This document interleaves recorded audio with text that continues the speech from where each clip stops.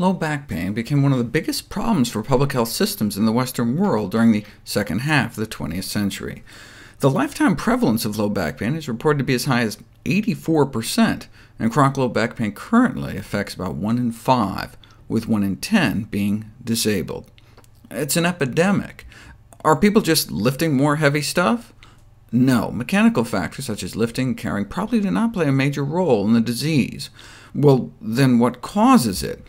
I've touched on it before.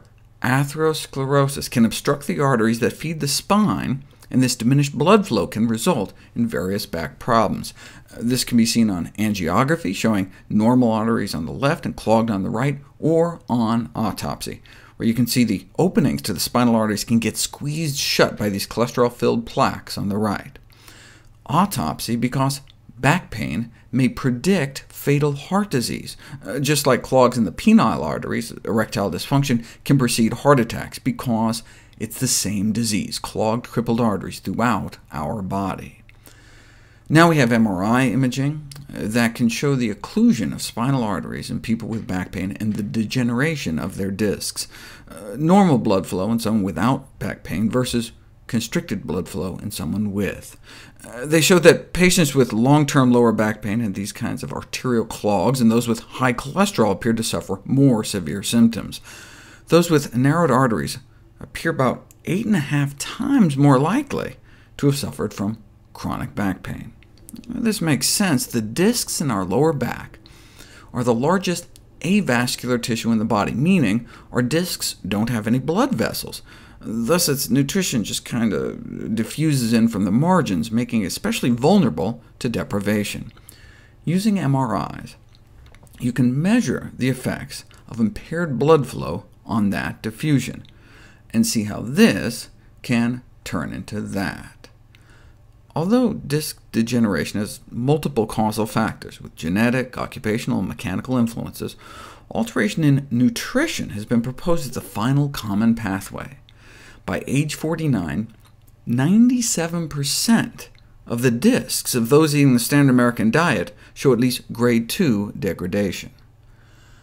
Cholesterol plaques in the walls of the aorta can obliterate the orifices, the lumbar and middle sacral arteries, and make decreased blood flow of the lumbar spine and surrounding structures. Structures with precarious nutrient supply, such as the intervertebral discs, may suffer and gradually degenerate from this lack of blood flow, as well as herniate.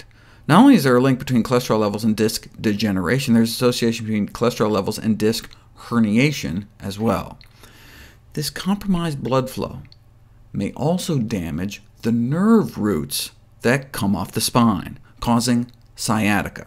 Sciatica is back pain that radiates down the legs, causing additional pain, numbness or weakness, and prolonged disability, and may affect as many as 1 in 20 people.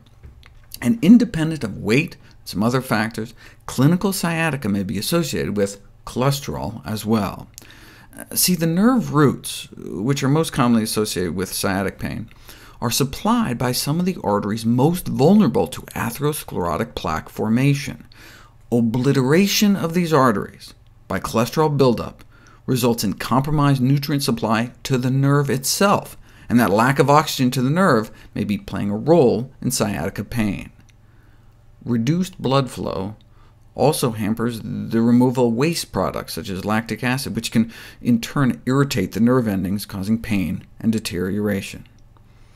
Because of this vulnerability, discs degenerate far earlier than do other musculoskeletal tissues.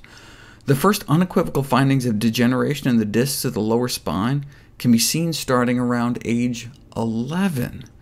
By the early teen years, you can already see the discs starting to degenerate. Right? And this makes sense. As I've talked about before, nearly all kids had the beginnings of atherosclerosis by age 10. And sadly, low back pain is now common in children and adolescents as well. It's becoming a real public health concern. And it's getting worse. It's like kids now getting disorders like adult-onset diabetes, teenagers starting their lives out with a chronic disease. That's why it's never too early to start eating healthier.